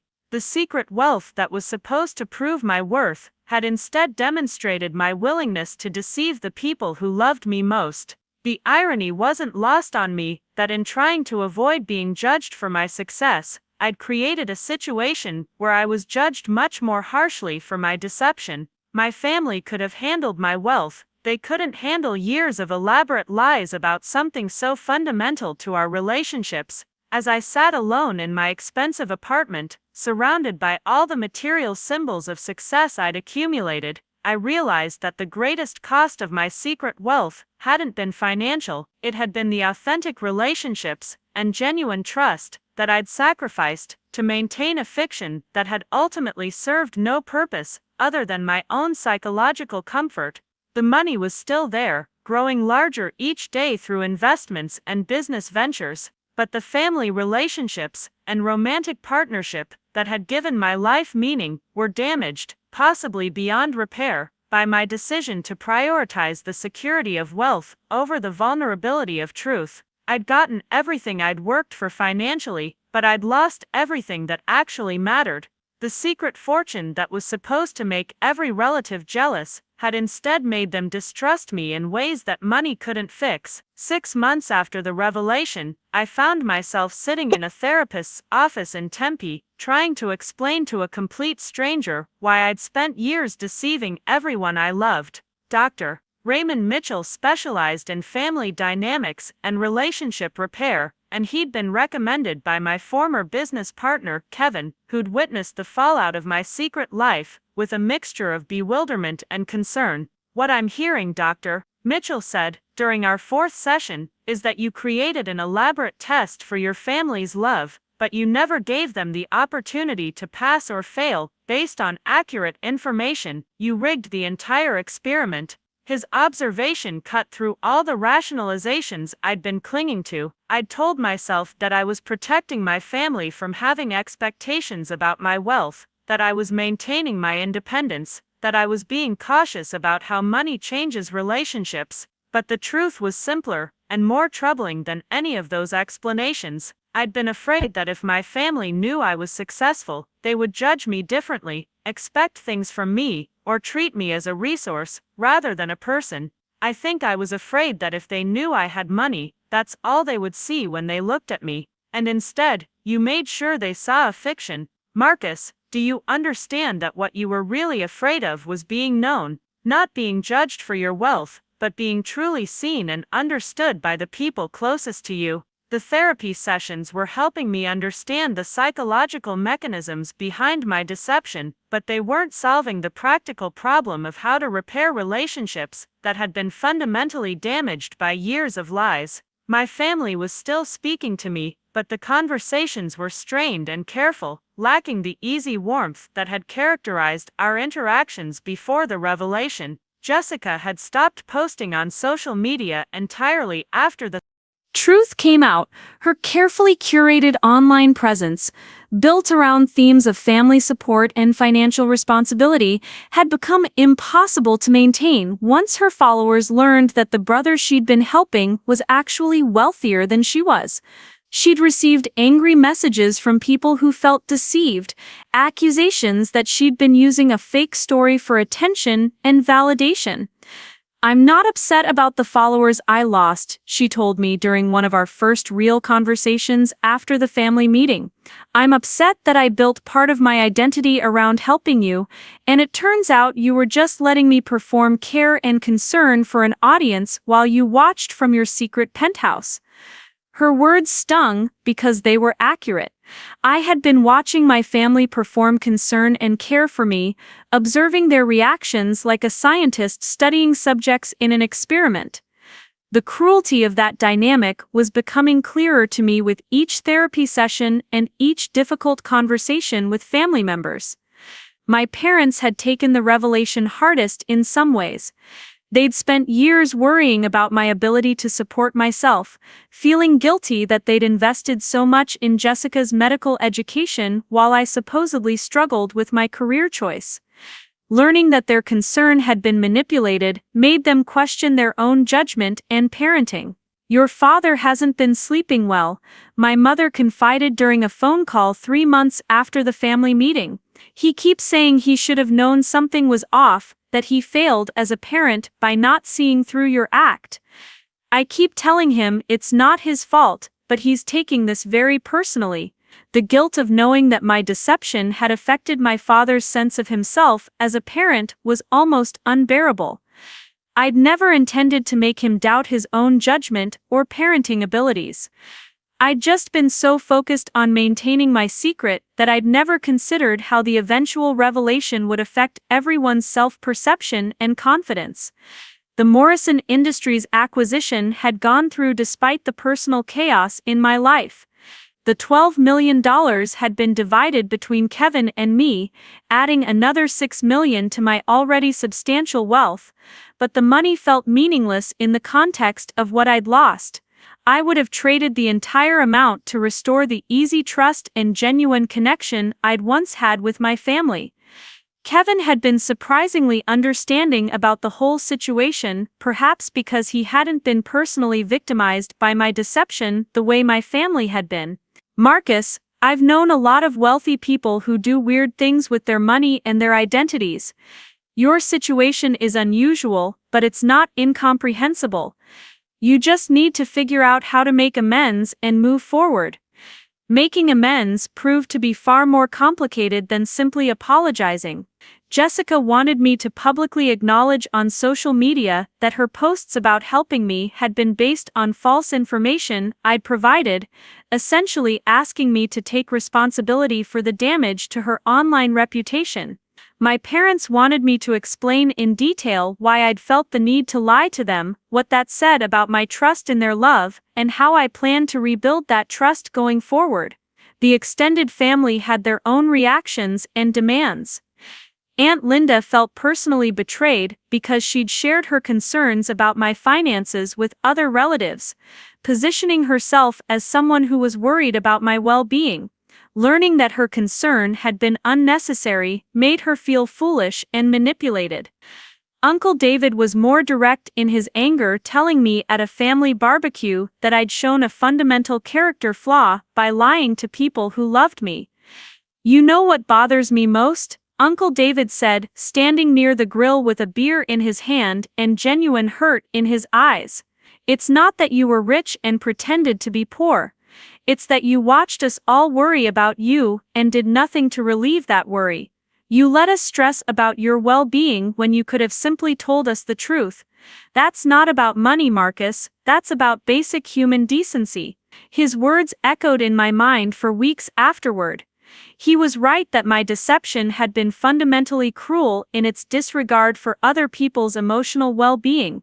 I'd prioritized my own psychological comfort over their peace of mind, allowing them to experience unnecessary worry and stress because I was afraid of how they might react to my success. Tyler, my cousin, who had always been supportive, took a different approach. He called me a few weeks after the family meeting and suggested we meet for coffee, just the two of us. When we sat down at a cafe in downtown Phoenix, he looked at me with a mixture of curiosity and concern. "Marcus, I'm trying to understand what you were thinking all these years. Help me make sense of this, because from the outside, it looks like you were conducting some kind of cruel social experiment on your own family. That's pretty much what my therapist said too. So what were you actually trying to accomplish? What did you think would happen?" The question forced me to articulate something I'd been avoiding in all my conversations with family members. I think I was trying to prove that they loved me for who I am, not for what I could provide.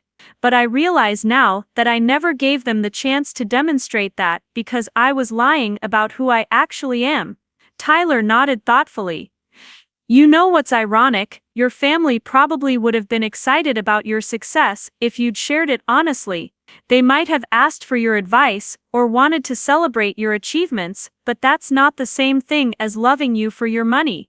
You confused being known with being used." His observation was remarkably similar to what Dr. Mitchell had been trying to help me understand in therapy. I'd conflated vulnerability with exploitation, assuming that if people knew about my wealth, they would inevitably try to take advantage of me. But that assumption had prevented me from ever discovering whether my family could handle the truth with grace and maturity. What do I do now? How do I fix this? I don't know if you can fix it completely. Trust isn't like a broken vase that you can glue back together and pretend was never damaged. It's more like a broken bone that needs time to heal, and even after it heals, there's always going to be a place where the break happened. Tyler's metaphor was apt and discouraging. The relationships with my family would never be the same as they were before the revelation. Even if we eventually rebuilt trust and connection, there would always be the memory of my deception, the knowledge that I'd been capable of lying to them for years about something fundamental. The situation with Sarah remained unresolved and painful. She'd been clear that she didn't want to continue our relationship, but she'd also expressed sadness about how things had ended. We met for coffee about 4 months after our breakup, at her request, and the conversation was one of the most difficult I'd ever had. "I've been thinking a lot about us," she said, stirring her coffee absently. "And I realize that I'm not just angry about the money. I'm angry that you didn't trust me enough to tell me the truth. We were together for 7 years, Marcus. 7 years of sharing our lives, making plans together, being vulnerable with each other, about everything except the thing that was most important. I know I should have told you. I was afraid that knowing about the money would change how you felt about me. But it did change how I felt about you, just not in the way you expected. Finding out about your wealth didn't make me love you less or see you as just a resource. Finding out that you'd been lying to me for years, that's what changed everything." Sarah's voice cracked slightly as she continued. "I keep thinking about all the times we talked about our future together, about saving up for a house, about being careful with money, about building our life slowly and responsibly. And the whole time, you knew that none of those constraints were real. You were letting me make life decisions based on false information. I wanted our relationship to be about us, not about my money. But Marcus, your money is part of who you are. Not because it defines your worth as a person, but because it's a result of your skills and work and decisions. By hiding your wealth, you weren't protecting our relationship from being about money. You were making our relationship be about lies instead." The conversation with Sarah helped me understand something crucial about my deception. I'd thought I was preserving authenticity by hiding my wealth, but I'd actually been preventing authenticity by hiding a fundamental truth about my life and identity. Real intimacy requires honesty about who we are, including the parts of ourselves that we're afraid might change how others perceive us. Is there any chance you might reconsider breaking up? I know I hurt you, but I'm working on understanding why I did what I did, and I want to make things right." Sarah looked at me with genuine sadness in her eyes. "Marcus, I loved the person I thought you were. I loved the struggling programmer who was building his career and staying humble despite challenges. But that person doesn't exist. You're someone else entirely, and I don't know if I can trust that person enough to build a life with him. I'm still the same person, the only thing that's changed is that you know more about my financial situation." "No, that's not the only thing that changed. I also know that you're capable of maintaining an elaborate deception for years. I know that you're willing to let people make sacrifices for you based on false information. I know that when you're scared or uncomfortable, you choose lying over vulnerability. Those aren't minor character traits, Marcus, those are fundamental aspects of who you are as a person." Sarah's assessment was harsh but fair. My deception hadn't just been about money, it had revealed something about my character and my approach to relationships that was deeply troubling. I'd chosen comfort over honesty, control over vulnerability, and in doing so, I demonstrated that I was willing to manipulate the people I loved to avoid facing my own fears. We parted that day with a sense of finality that was crushing but necessary. Sarah needed to move forward with her life, and I needed to accept that some consequences of my choices were permanent and irreversible. Not every broken relationship could be repaired, no matter how much money I had, or how sincerely I apologized. The following months were a period of difficult reckoning. I sold my penthouse and moved into a more modest home that reflected my actual preferences rather than either extreme of my double life. I started being honest with new people I met about my financial situation, neither hiding my wealth nor leading with it in ways that made it the central focus of my identity. I also began using my money in ways that felt meaningful and redemptive. I paid off Jessica's student loans without asking for gratitude or recognition, framing it as an overdue wedding gift even though she wasn't getting married. I paid off my parents' mortgage and established education funds for my younger cousins. I donated substantial amounts to the nonprofit where Sarah had worked, doing so anonymously to avoid the appearance of trying to buy forgiveness or goodwill. These actions didn't repair the damaged relationships, but they represented a shift in how I understood my wealth. Money wasn't something to hoard and hide, it was a resource that could be used to support people and causes I cared about. My secrecy had prevented me from using my wealth in meaningful ways, trapping me in a prison of my own making where abundance felt like scarcity. Jessica and I gradually developed a new relationship that was more honest but less intimate than what we'd had before. She was cordial and even occasionally warm, but there was a guardedness that hadn't been there in our earlier interactions. She was careful about what she shared with me, conscious that I'd proven myself capable of hiding significant truths even in close relationships. "I want us to have a good relationship," she told me during one of our monthly coffee meetings, a ritual we'd established to maintain connection while acknowledging the damage that had been done. "But I need you to understand that trust is rebuilt slowly, through consistent actions over time. You can't expect me to go back to how things were just because you're being honest now. I understand, I'm grateful for whatever relationship you're willing to have with me. The thing is, Marcus, I'm still processing how I feel about all of this. Some days I'm angry that you let me waste energy worrying about you. Other days, I'm sad that you didn't trust me enough to tell me the truth, and sometimes I'm just confused about why you thought this deception was necessary in the first place." Her honesty about the complexity of her emotions was helping me understand the full impact of my choices. This wasn't a simple matter of apologizing and moving on. The damage I'd done had created lasting emotional complexity that would take years to fully process and integrate. My parents' relationship with me evolved into something more formal and less spontaneous. They still invited me to family gatherings, but the easy intimacy of dropping by unannounced or calling just to chat had disappeared. Every interaction felt deliberate and slightly staged, as if we were all performing normalcy rather than experiencing it authentically. "Your mother and I are trying to understand," my father said during one of our conversations. "But Marcus, you have to realize that you've fundamentally changed how we think about our own judgment and parenting. We keep asking ourselves what we did wrong that made you feel like you couldn't trust us with the truth about your life. You didn't do anything wrong, this was about my own fears and insecurities, not about any failure on your part as parents.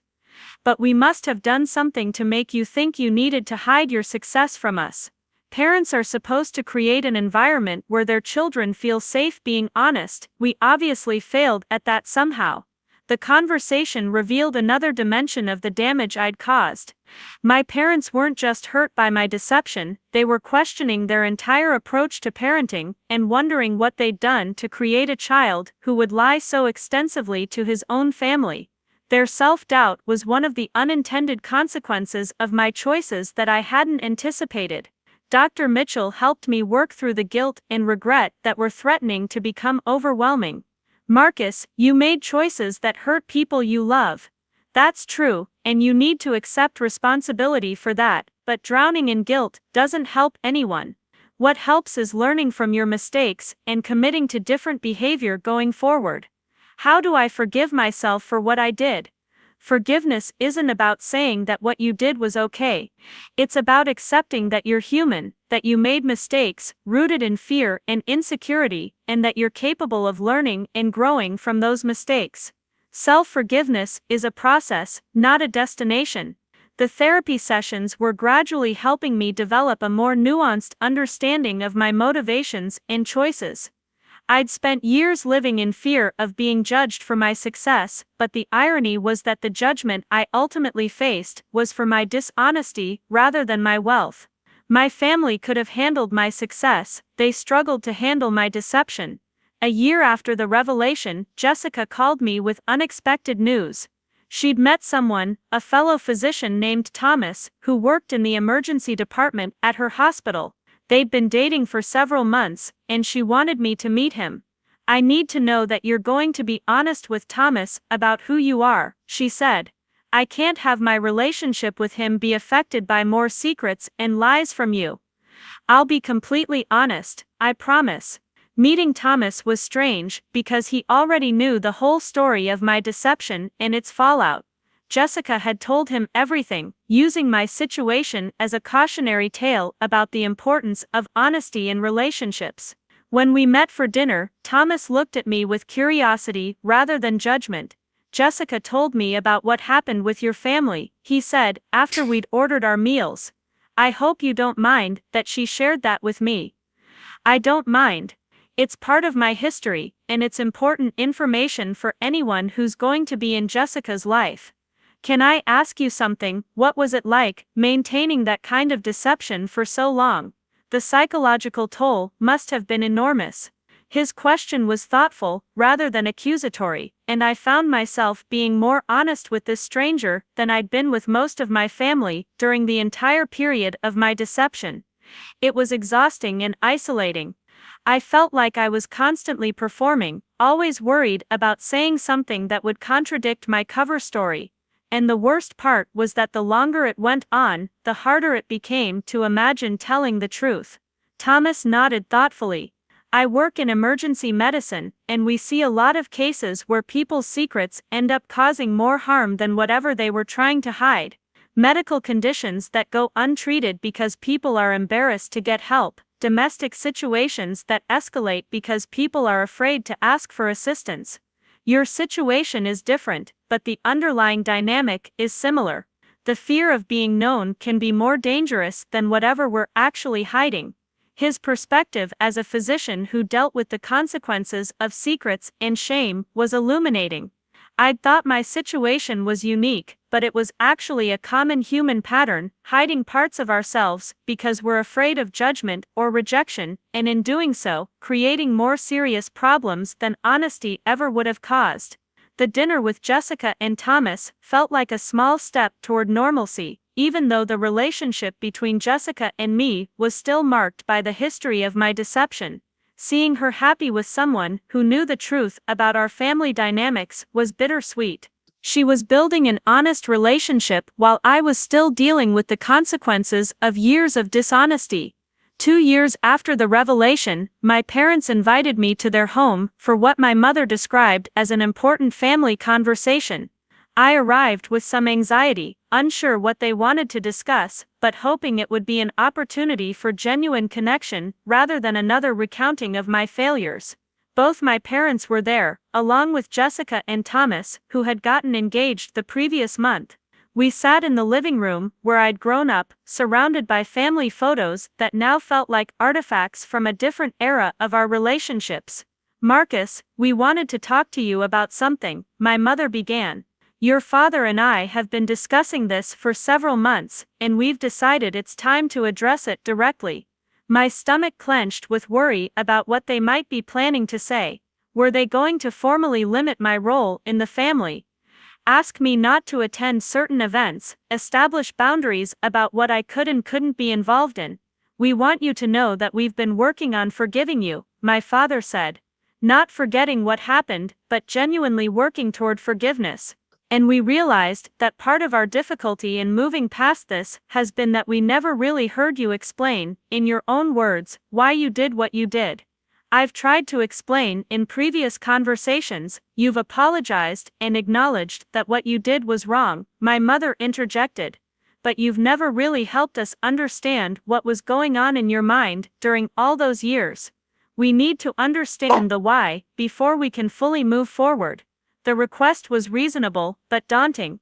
They were asking me to be vulnerable in exactly the ways I'd been avoiding for years, to expose the fears and insecurities that had motivated my deception. I think I was afraid, I began slowly, that if you knew I was successful, that's all you would see when you looked at me, that I would become the family bank, or the person everyone expected to solve their problems with money. I was afraid of losing my identity as just Marcus, your son, and becoming Marcus the wealthy one. But Marcus, Jessica said gently, by hiding your wealth, you didn't preserve your identity. You created a false identity that prevented us from knowing who you really are. I know that now, but at the time, it felt like I was protecting something important. I was protecting the ability to have relationships that weren't complicated by money. My father leaned forward in his chair. Son, did you really think we would love you differently if we knew you were successful? Did you think our love was so conditional that financial success would change it? The question hit at the core of my insecurities. I think I was afraid that success would raise expectations, that you'd expect me to behave in certain ways or use my money in ways you thought were appropriate. I wanted to avoid those expectations by simply not telling you about the money. But in avoiding those expectations, you created a situation where we had entirely wrong expectations about your life, my mother pointed out. We expected you to struggle, to need help, to be working toward stability. Those expectations shaped how we interacted with you, and they were based on complete fiction. The conversation continued for hours, with my family asking questions and me trying to provide honest answers about my motivations and thought processes during the years of deception. It was painful and uncomfortable, but it was also the first time I'd really been able to explain myself without the defensive posture I'd maintained in earlier conversations. I think what bothers me most, Jessica said, near the end of the conversation, is that you chose to let us worry unnecessarily. You could have told us the truth at any point, and you chose not to. That choice, repeated over and over for years, is what makes this so hard to forgive. I know, and I'm sorry. I wish I could go back and make different choices, but I can't. All I can do is be honest going forward, and hope that's enough to eventually rebuild trust. Thomas, who had been quiet for most of the conversation, spoke up. Marcus, from an outside perspective, it seems like you were trying to solve a problem that didn't exist. Your family wanting to celebrate your success, or occasionally asking for your input on financial matters, isn't the same thing as exploiting you. You created this elaborate defense against a threat that was mostly in your imagination. His observation was astute, and similar to insights my therapist had shared. I'd constructed an elaborate defense system against imaginary attacks, and in doing so, I'd done real damage to actual relationships. The family meeting ended with a sense of cautious hope. My parents and Jessica weren't ready to declare everything resolved, but they were willing to continue working toward forgiveness and rebuilt trust. It wasn't the dramatic reconciliation I might have hoped for, but it was honest and real in ways that felt more valuable than any quick fix would have been. 3 years after the revelation, I received an invitation to Jessica's wedding. The invitation itself felt like a milestone, evidence that my family still considered me enough of a family member to include me in major life events. I attended the wedding with a mixture of gratitude and melancholy, aware that I was there on conditional terms, rather than with the easy inclusion I'd once taken for granted. During the reception, my father pulled me aside for a private conversation. We stood on the terrace of the venue, looking out at the Phoenix skyline, illuminated by the setting sun. You know, Marcus, I've been thinking a lot about forgiveness lately, about what it means and how it works. Me too. I've realized that forgiveness isn't about saying that what you did was okay.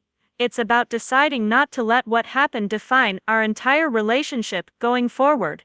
Your mother and I, we've decided to forgive you. Not because we've forgotten what happened, or because we think it wasn't serious, but because we want to have a relationship with our son more than we want to hold on to anger and hurt. The words brought tears to my eyes. After 3 years of damaged relationships and painful conversations, this moment of grace felt almost overwhelming. Thank you, Dad. I know I don't deserve forgiveness, but I'm grateful for it. You're right that you don't deserve it. None of us ever deserve forgiveness when we hurt people we love. But that's kind of the point of forgiveness. It's a gift, not something you earn through good behavior. We stood in comfortable silence for a moment, watching the sun set over the city where I'd built my secret fortune and lost my family's trust. The view from the terrace was beautiful, but it didn't compare to the view from my penthouse, the one I'd sold years ago, as part of my attempt to build a more honest life. I sold the penthouse, I told my father. I'm living more modestly now, in a house that actually reflects who I am, rather than performing either wealth or poverty.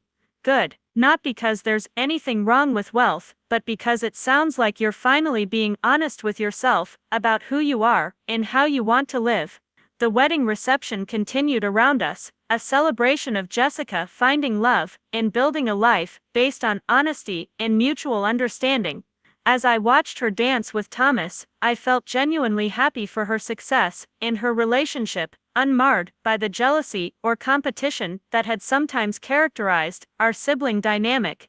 Years of therapy, difficult conversations, and genuine effort to change had helped me develop a more mature understanding of wealth, family, and honesty. I'd learned that money was just a tool, neither good nor bad in itself, but capable of being used for connection or isolation, depending on how I chose to handle it. I'd learned that vulnerability was necessary for intimacy, and that protecting myself from imaginary threats often created real damage in actual relationships. The journey from secret wealth to honest poverty had been painful and costly, measured not in dollars, but in broken trust and damaged relationships.